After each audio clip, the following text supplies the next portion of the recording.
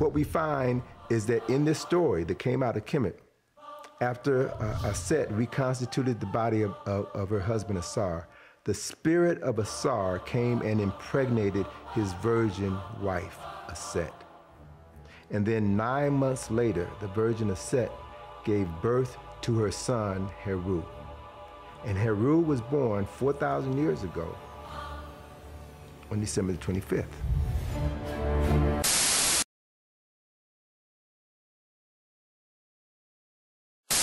Keep in mind that you only have to prove one of these claims to get the prize money. In fact, the reason why this money is being offered to you is that we are absolutely positive that the more you research these claims for yourself, the more you are going to find that they emphatically aren't true. This is easily shown to be false. The Egyptian texts all clearly indicate that Isis and Osiris had sex in order to give birth to Horus. This is reiterated in the Egyptian texts when Isis travels about the land finding the 14 severed pieces of Osiris's body. She fails to find his male organ because it has been eaten by a fish, so she then fashions one and has sex with his body to impregnate herself with Horus.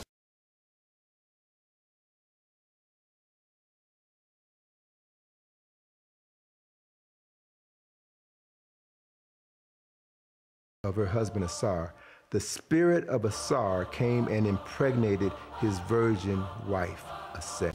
This is reiterated through the generative symbol of the Osirian obelisk. Indeed, spell 366 of the pyramid text explicitly references to the insemination of Isis by Osiris. Quote, Isis comes to you, Osiris, rejoicing for love of you, that her seed might issue into her. The coffin text, spell 148, concurs, quote, O you gods, I am Isis. Osiris who judged the slaughterings of the two lands, his seed is within my womb. I am Isis, one more spirit-like and august than the gods. The god Horus is within this womb of mine, and he is the seed of Osiris, end quote. In trying to fabricate similarities with Osiris and Jesus, Hagen says that Osiris was resurrected, with the implication of Egyptian soteriology. Osiris Horus was buried in a tomb and resurrected 3 days later. This is disingenuous. Either Hagen knows nothing about Egyptian eschatology or he is lying to us. Edwin Yamauchi states, quote, It's misleading to equate the Egyptian concept of the afterlife with the resurrection in the Christian tradition. The Egyptians believed that to attain immortality, the body has to be mummified, nourishment had to be provided, and magical spells had to be used. The Egyptian concept didn't entail rising from the dead. Instead, separate entities of the individual's personality, called the Ba and Ka, hover around his body. Gunter Wagner in his thorough study concurs, quote, Osiris knew no resurrection but was resuscitated to be the ruler of the netherworld. Dr. Gary Hammerboss is professor of apologetics and philosophy at Liberty University and is one of the foremost authorities on the ancient mystery religions and has documented the largest analytical compilation of modern authorship of the pre-Christian obituary myths. He and Dr. J.P. Moreland of Biola conclude in their exhaustive research, quote, Not one clear case of any alleged resurrection teaching appears in any pagan text before the late 2nd century AD.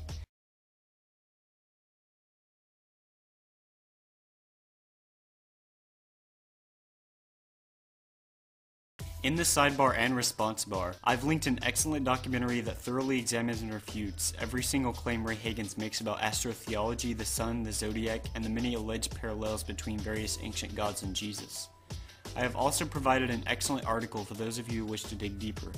When you do, you will find that Mr. Hagen's sources are not from respected academicians, but from widely refuted hoaxsters like Timothy Freak, Peter Gandy, and Kersey Graves, all of which have been rebuked and refuted by atheist scholarship.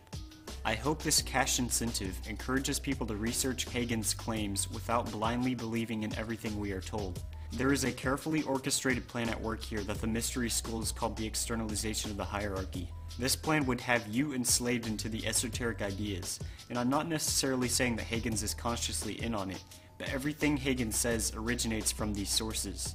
This can all be stopped if we simply research and question what we are told. Thank you for your time.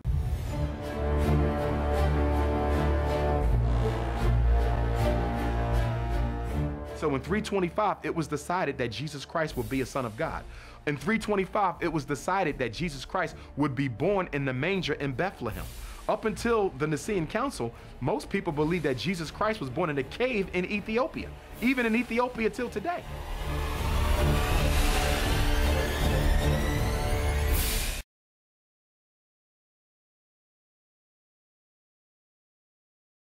Horus was actually born on the last day of the Egyptian Koyak, which is November 15th, not December 25th.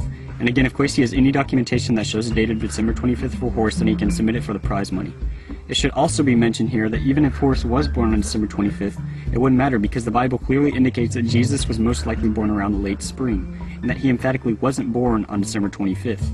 The early Christians didn't celebrate Jesus' birth. It wasn't until the middle of the 4th century that the Roman Catholic Church created Christmas to coincide with the pagan Roman Saturnalia festival and the winter solstice.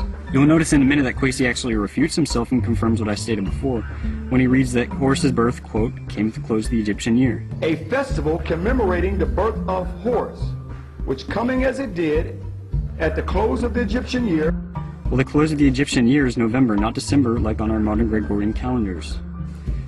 Jesus' crucifixion is one of the most preeminently tested events in ancient history, and Pontius Pilate's reign has been confirmed through the Pilate stone found in Caesarea Maritima, as well as the historical accounts of Philo and Josephus. There are 39 non-biblical sources within 150 years of Jesus' life that mention his existence and allude to or explicitly document his crucifixion. Therefore, it cannot be attributed to later legend. The document sources for Jesus outweigh that of the Roman emperor contemporary with him.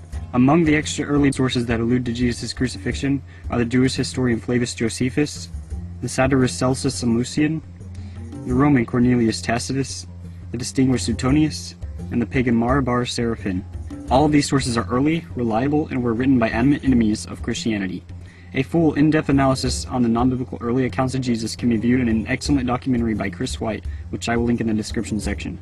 No ancient source attempts to argue that Jesus was never crucified. Not one. Arguing that Jesus' crucifixion is derived from legend is historically naive and intellectually irresponsible at best. Even the exceedingly liberal John D. Crossan of the Jesus Seminar has stated, quote, that he was crucified is as sure as anything historical can ever be, end quote. A scholar will tell you. In fact, there are 39 non-biblical early sources that document the historical existence of Jesus. If you don't believe the Bible, then fine, we don't need to use it as a source. Would you believe the Roman historian Tacitus, who was not a Christian? Would you believe the Jewish historian Josephus, who was living at the time and wasn't a Christian? Would you believe the non-Christians Pliny the Younger, Suetonius, Celsus, Lucian, and Marabar Seraphim? In the sidebar, I've included a short documentary by Chris White of NowhereToRunRadio.com that examines the ancient non-biblical sources for Jesus. If you watch it, you will no longer be able to doubt the existence of Jesus. In fact, we have the same number of early sources for Jesus as we do for the Roman emperor contemporaneous with him. And although many of the early sources for Jesus criticize him heavily and try to refute Christianity, not even one attempts to claim that he never existed. Now there were 3 parties at the council. The smallest was Arius and a handful of bishops that agreed with him, that the Father and Jesus were of different substance, or heterousios. The second, and much larger group, was the Orthodox group, led by Hoseas of Cordova and Alexander of Alexandria. Also in this group was the young deacon Athanasius.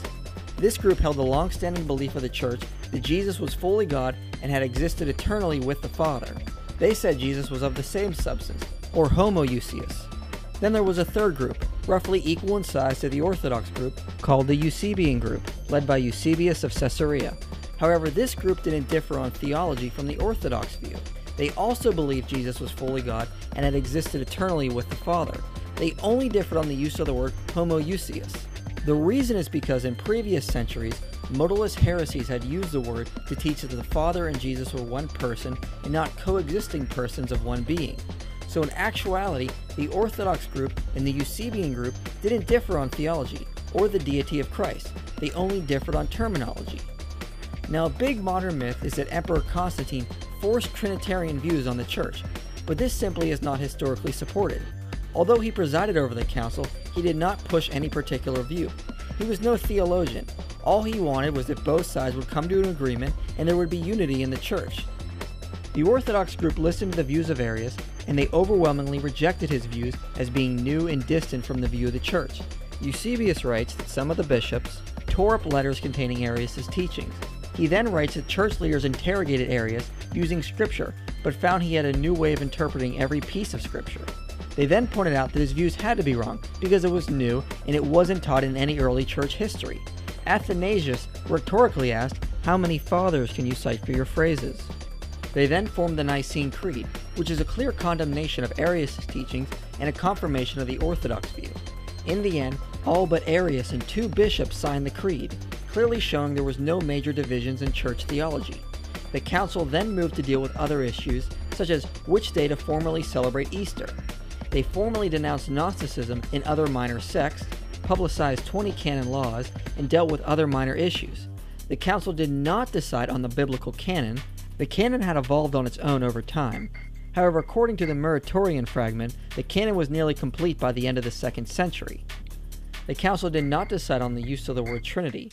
It dealt primarily with the divinity of Christ. The word Trinity can be found in early Christian history as it was used by early church fathers. An acceptance of a divine three can also be found in other early Christian writings. Now, the results of the council did not actually please Constantine.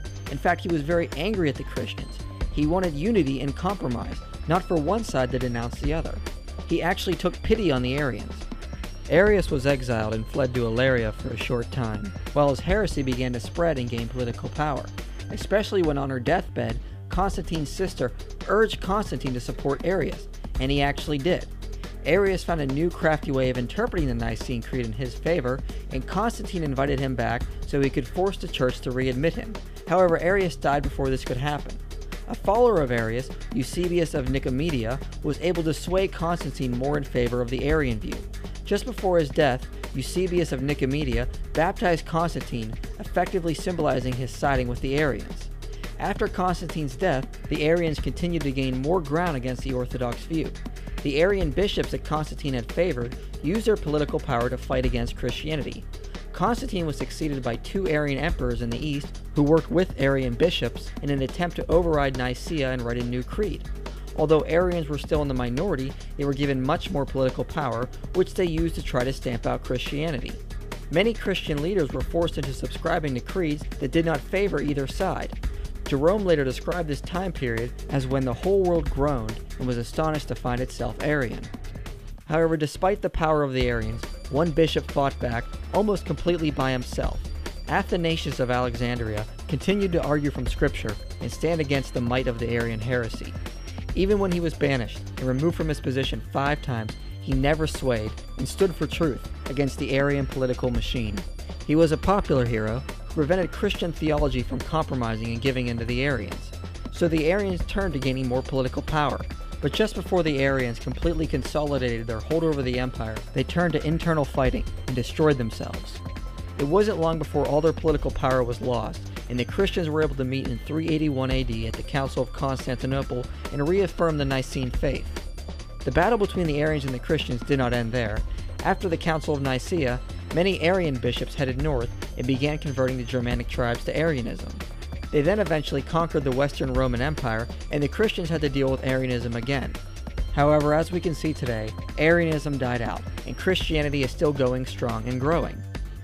So as you can see, Christian bishops did not inherit absolute political power from the Council of Nicaea and used it to stomp out other competing sects. On the contrary, it was the Arians who gained the political power and tried to stomp out the true church. So there is no evidence the council created Christianity, the concept of the Trinity, or the divinity of Jesus, or used political power to erase other competing sects. This myth about the council is a complete fairy tale.